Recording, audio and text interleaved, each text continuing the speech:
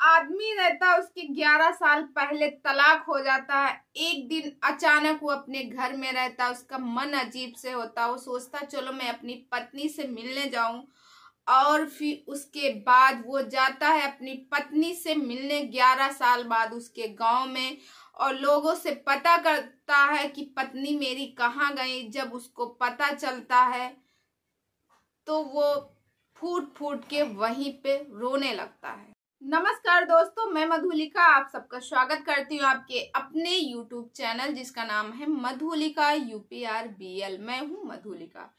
तो दोस्तों, आज की कहानी बहुत ही प्यारी है। आई होप आप लोगों को पसंद आएगी। प्लीज कहानी को पूरा वॉच कीजिएगा, और चैनल में पहली बार आए तो चैनल को सब्सक्राइब करके बेल आइकन को भी प्रेस कीजिए, और ऐसे ही मेरा मोटिवेशन आगे बढ़ाते रहिए, मेरा साथ देते रहिएगा।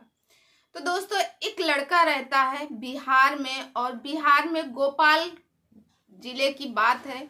वहां का एक लड़का रहता है जिसका नाम रहता है, तो एक लड़का रहता है बिहार का, भोपाल जिले का रहने वाला लड़का रहता है, और उसका नाम सुरेश रहता है। और दोस्तों, इधर एक लड़की रहती है जिसका नाम रेनू रहता है, और उसकी शादी 11 साल पहले हुई थी, और इस समय तलाक उसकी 11 साल हो गए थे। और वो लड़का बहुत ही मेहनती था, मुंबई में काम करता था। मुंबई में उसका जो है फर्नीचर का बिजनेस था बहुत बड़ा, और वहीं पे वो काम करता था, बहुत मेहनत करता था, पैसे अच्छे खासे कमाता था।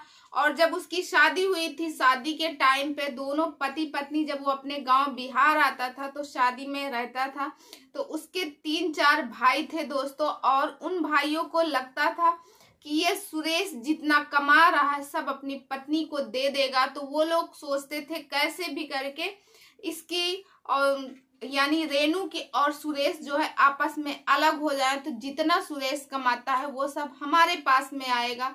मगर दोस्तों, सुरेश अपनी पत्नी को बहुत प्यार करता था, उधर रेनू भी अपने पति को बहुत ज्यादा प्यार करती थी। तो दोस्तों, जब क्योंकि घर में कहीं ये कहीं वो लड़ाई झगड़े सब लगा रहते थे, तो सुरेश की जो पत्नी रहती थी वो ज्यादातर रेनू अपने मायके में रहती थी, और सुरेश उससे मिलने जाता था। जब सुरेश अपने गांव आता था तो रेनू भी आती थी अपने ससुराल। मगर उन लोगों का कहना था कि तुम चले जाते हो, तुम बाहर रहते हो मुंबई में, और यहाँ पे तुम्हारी पत्नी दूसरे के साथ गुलछर्रे उड़ाती है, इसके नाजायज संबंध है, ये ऐसी है वैसी, इसको छोड़ दो, तुम्हारी दूसरी शादी कर देंगे। आए दिन बवाल होता रहता है, लड़ाई झगड़ा लगा रहता है दोस्तों। फिर एक दिन क्या होता है कि सुरेश और रेनू में कुछ कहा सुनी हो जाती इसी बात को लेके। रेनू जो है अपने मायके चली जाती है, और सुरेश जो है मुंबई चला जाता है। दोस्तों, सुरेश जब मुंबई चला जाता है तो सुरेश उसके घर वाले कहते हैं अब इसको कभी नहीं लिवाना, बहुत ही बदतमीज लड़की है। सुरेश से कहते हैं उनके घर वाले रेनू के बारे में। सुरेश मुंबई में रहता है दोस्तों, और साल में कभी 8 दिन कभी 10 दिन ऐसे ही करके आता है, रुकता है, और कभी तो 1-2 साल नहीं आता है। घर वालों को बराबर पैसा देता रहता है, घर वाले खूब खुश रहते हैं कि बढ़िया है, अब तो इसकी पत्नी भी नहीं है और मुझे ये सब पैसा दे रहा है। तो दोस्तों, होते करते काफी टाइम हो जाता है, लगभग 10 साल बीत जाते हैं। जब 10वां साल होता है तो सुरेश का वहीं पे एक एक्सीडेंट हो जाता है जिसमें उसका पैर टूट जाता है, वहीं उसका इलाज होता है, हॉस्पिटलाइज रहता है, वहां पे अच्छे से इलाज वगैरह हो जाता है। जब सुरेश का प्लास्टर खुलता है तो दोस्तों वो कहता है मैं अपने गांव जाना चाहता हूं। और सुरेश जो है, बाकी जो वहां के लोग रहते हैं, क्योंकि उसका फर्नीचर का बिजनेस रहता है, वहां के लोग कहते हैं अरे आप मत जाओ। कहता नहीं, मैं अभी गांव जाऊंगा। गांव में कहते हैं शहर की दवा और गांव की हवा बराबर होती है। मैं अपने गांव जाऊंगा, सुबह शाम ताजा खाना खाऊंगा, और वहाँ का खुला वातावरण मिलेगा, जिससे मेरी सेहत बहुत जल्दी अच्छी होगी। तो दोस्तों सुरेश अपने गांव आ जाता है। जब सुरेश गांव आता है तो उनके घर वाले कहते अरे आपका तो प्लास्टर खुल गया था, आपको वहीं अपना बिजनेस देखना चाहिए। तो वो उसके घर वाले ऐसे कहते, सुरेश कहता है कि मेरा मन उब गया था और बहुत टाइम हो गए थे, मैं गांव भी नहीं आया, इसी महीने में 2-4 महीने आप लोगों के साथ रहूंगा और नाते रिश्तेदारों से मिलूंगा, सबके साथ में रहूंगा तो मुझे अच्छा लगेगा। फिर उसके बाद दोस्तों जो सुरेश रहता है एक दिन लेटा रहता है और उसे अचानक अपनी पत्नी की याद आती है। वो पत्नी जो 11 साल पहले उसे छोड़ दिया था, तलाक हुआ था। उसी समय उसका अंदर से जो दिल रहता है एकदम बेचैन होता है कि मैं कैसे भी करके वहां जाऊं। तो दोस्तों वो अपनी बाइक उठाता है और वहां से 70 किलोमीटर, क्योंकि जहां सुरेश का घर रहता है वहां से 70 किलोमीटर पे रेनू का मायका रहता है, वहां वो पहुंच जाता है। जैसे ही गांव के किनारे देखता है तो दोस्तों 11 साल में बहुत ज्यादा डेवलपमेंट हो जाता है, पहले से बहुत परिवर्तन हो जाता है।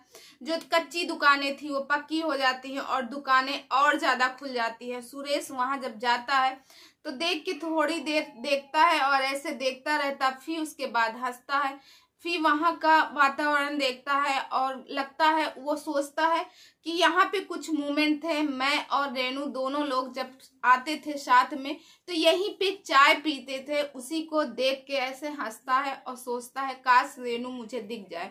फिर भी वो इधर उधर देखता है कि शायद रेनू यहीं कहीं हो, मगर दोस्तों उसको रेनू कहीं नहीं दिखाई देती।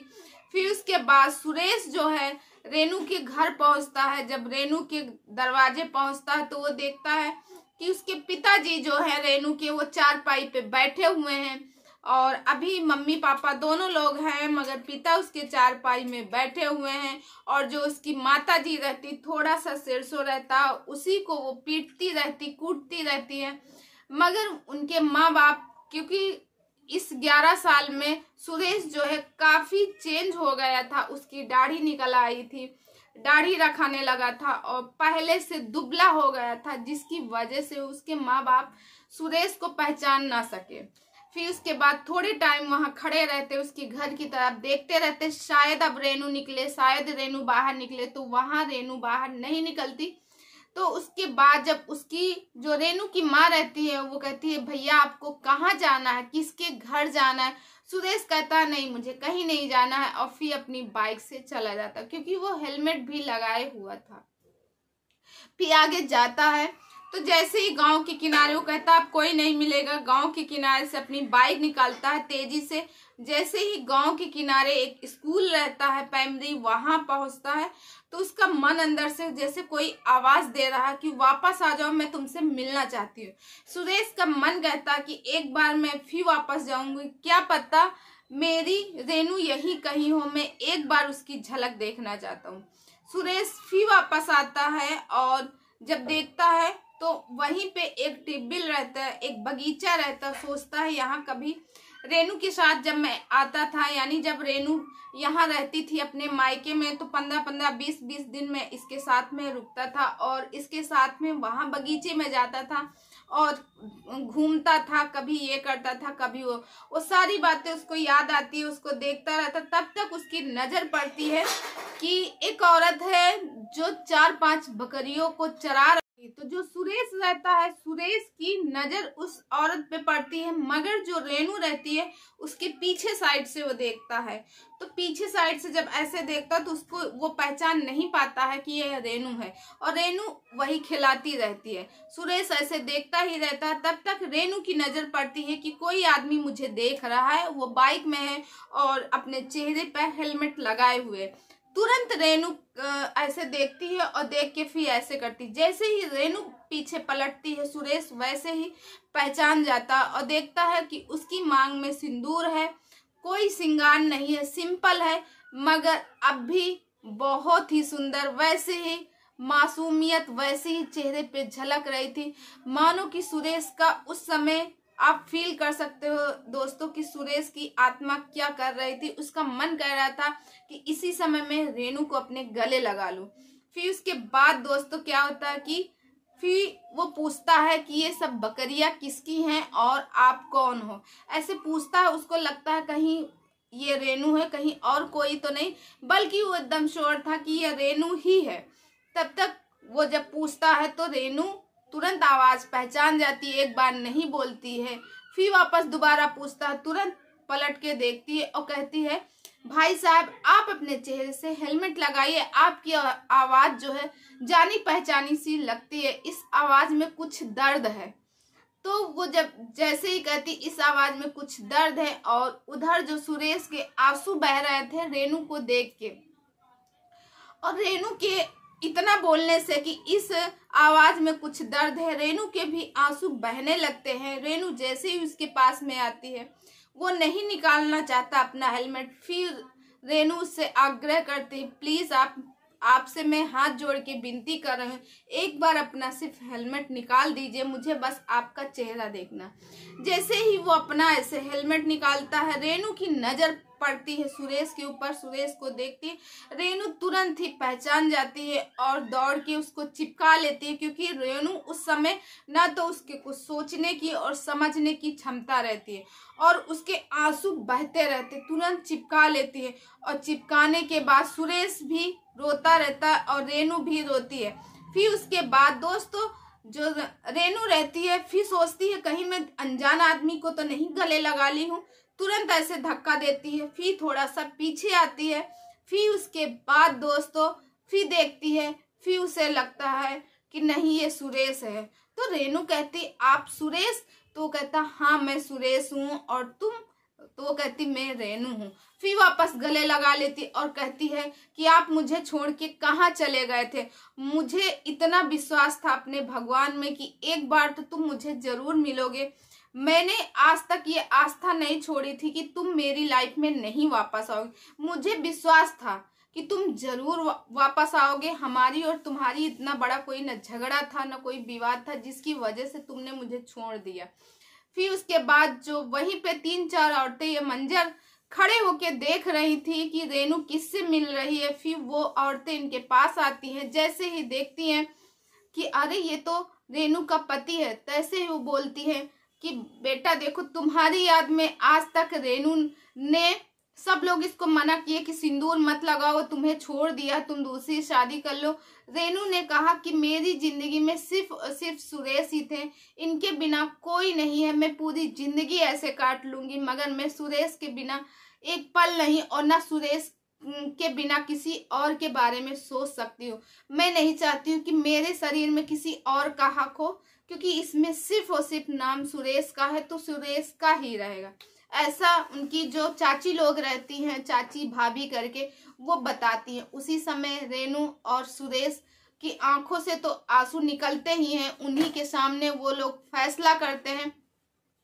सुरेश से रेनू कहती है अब तुम फिर मुझे छोड़ के चले जाओगे? वो कहता है नहीं, एक फैसला है, मैं अब तुम्हें कभी नहीं छोड़ के जाऊंगा। और तो वो कहती है उस घर में तुम मुझे छोड़ोगे और तुम मुंबई चले जाओगे कमाने के लिए, तो मेरी तो जिंदगी वैसे ही बर्बाद।